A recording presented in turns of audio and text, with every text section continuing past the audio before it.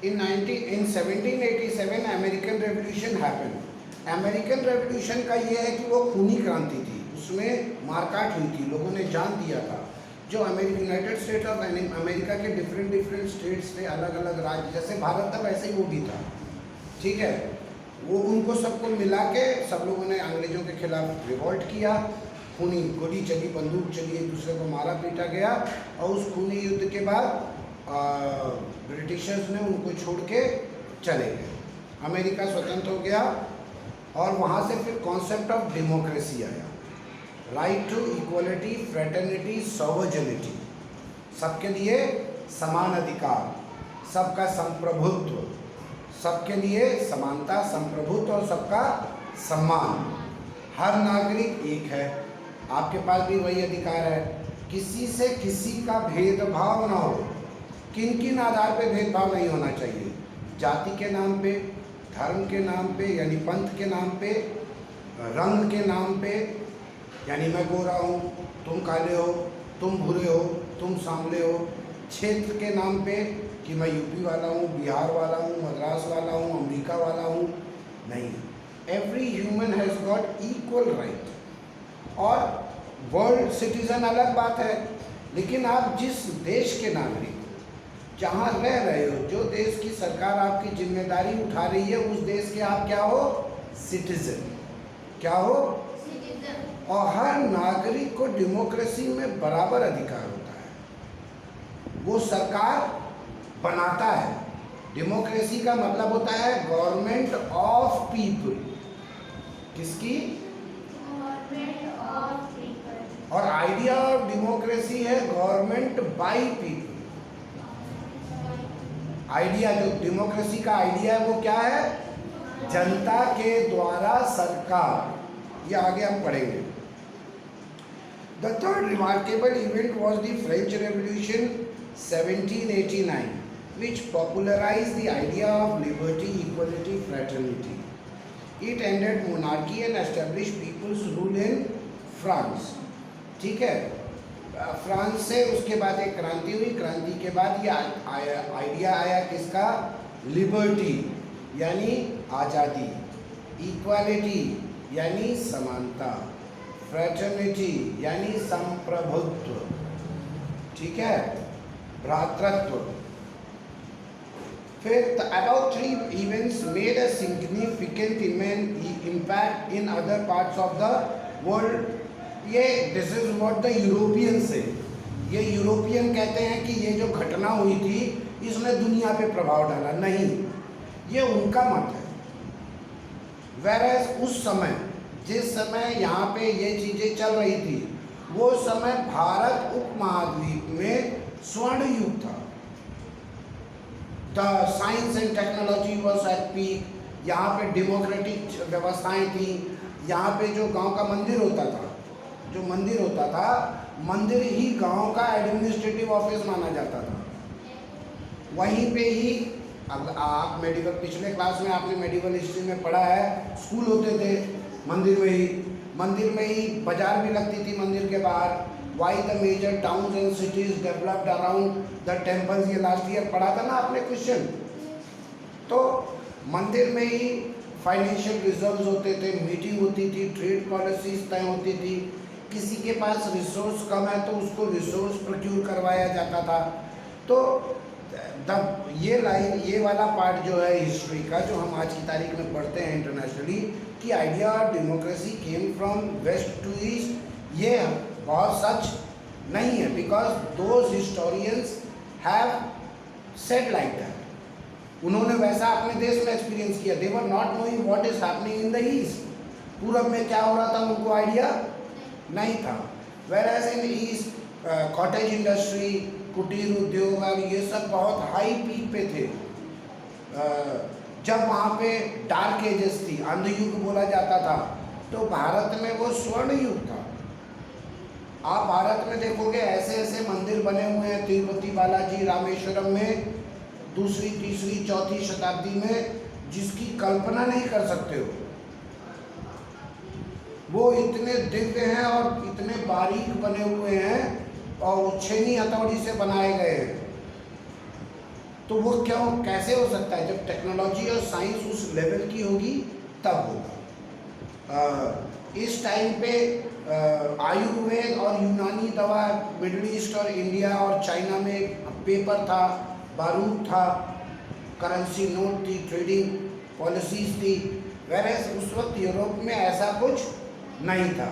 ये उनके लिए, ये उनके कथन है। We should parallelly know the Indian history and them also. आपने 7th में जो पढ़ा है, 6th में जो पढ़ा है, वो 7th में भी समझ के चलिए। इसी में आप पीछे पढ़ेंगे अभी मेडिवल हिस्ट्री के पार्ट में, राइज ऑफ रीजनल किंगडम्स। इसको जब पढ़ेंगे और यहाँ पर की ये लाइन पढ़ेंगे तो दोनों विरोधाभासी लिखेंगे।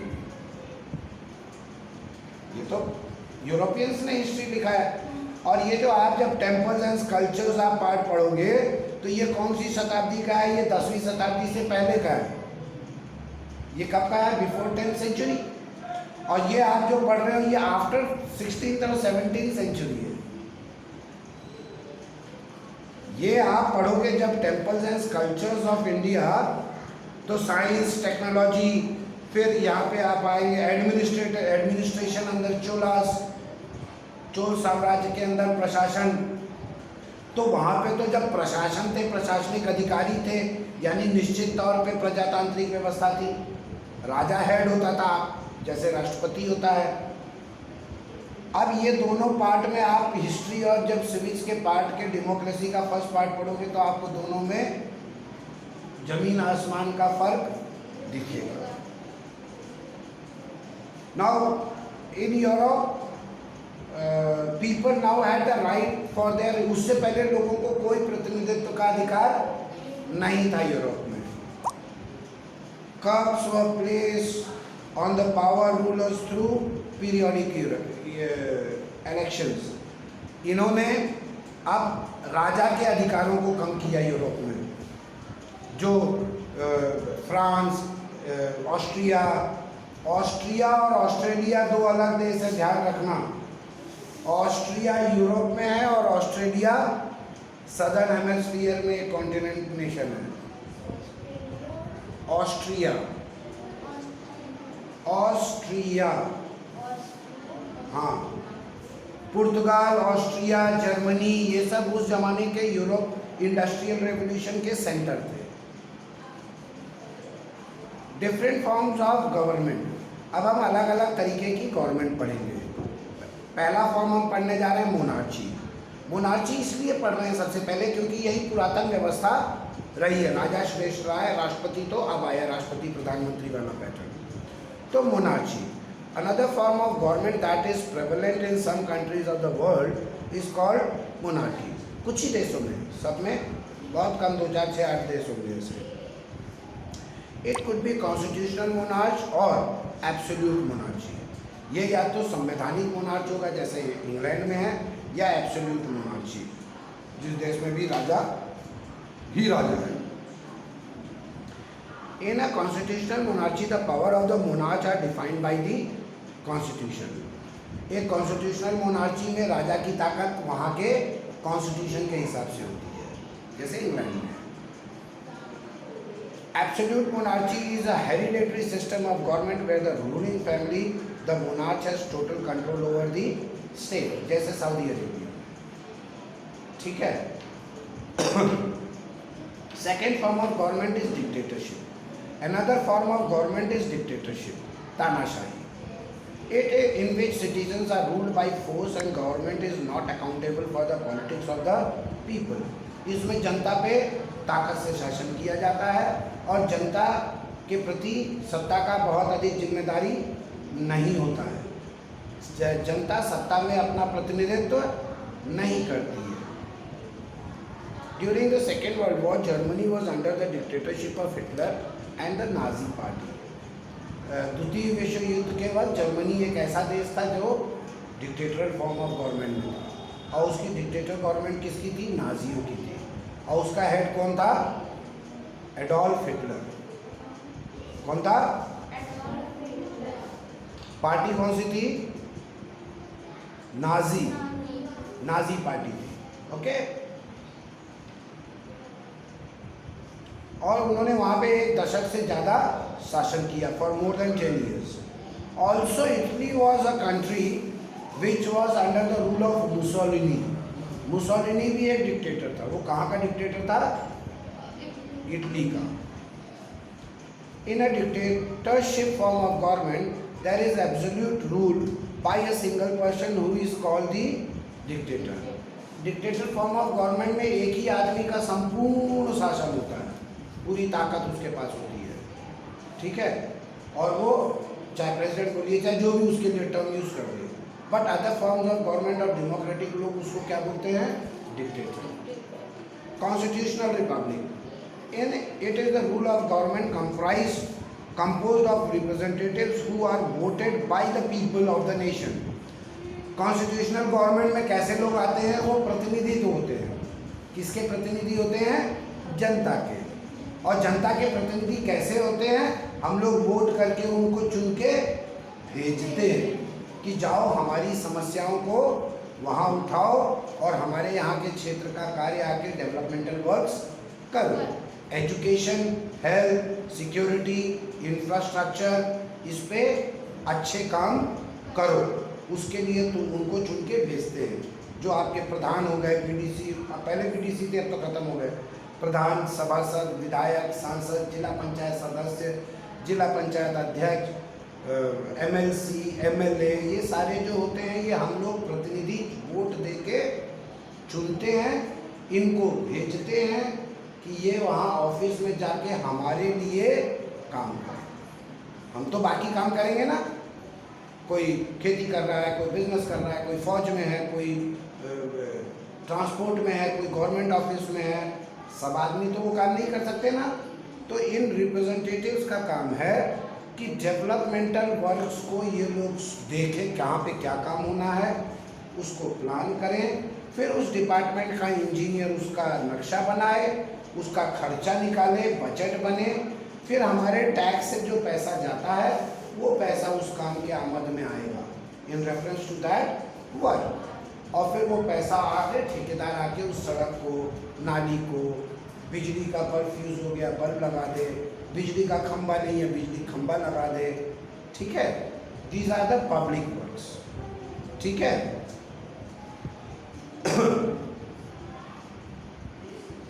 The elected representative of the people make and enforce law.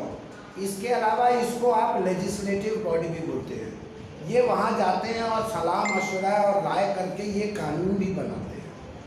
कानून जो हमारे आपके लिए जरूरी है, जो समाज में हमारी आपकी रक्षा सुरक्षा के लिए आवश्यक है, वो कानून भी बनाते हैं. A republic is a country that has no monarch. एक रिपब्लिक हुआ देश कहलाता है जहाँ पे कोई राजा. The head of the country is usually the elected president. अब यहाँ पे आ जाओ. रिपब्लिक की डेफिनेशन में क्या होता है कि राष्ट्रपति जो सबसे बड़ी head of the state, Bharat में जैसे देखोगे तो राष्ट्रपति सबसे नंबर 1 सिटीजन राष्ट्रपति को बोलते हैं.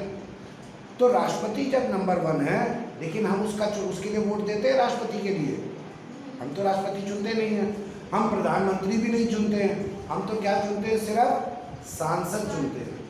We elect only parliamentarians. हम किसको चुनते हैं? सांसद. सांसद को क्या बोलते हैं? Parliamentarian. MPs, member of parliament, member of parliament. हम वोट देते हैं एमपी के लिए. फिर एमपी लोग आपस में मिलके एक प्रधानमंत्री चुनते हैं और फिर यही एमपी लोकसभा और राज्यसभा के एमपी मिल के राष्ट्रपति चुनते हैं. तो इंडिया तो रिपब्लिक हुई नहीं, क्योंकि हम डायरेक्ट राष्ट्रपति नहीं चुनते. लेकिन ये डेफिनेशन में ये मान लिया जाता है कि हम लोगों ने सांसद चुना. सांसद तो हमने चुना ना, उन्हीं सांसदों ने राष्ट्रपति को चुना, तो राष्ट्रपति भी हमने चुन लिया. ये मान लिया जाता है. But it is not there. Bharat को रिपब्लिक बोलना एक तरह से गलत है. अमेरिका में रिपब्लिक है. क्यों? क्योंकि वहाँ पे राष्ट्रपति को जनता चुनती है.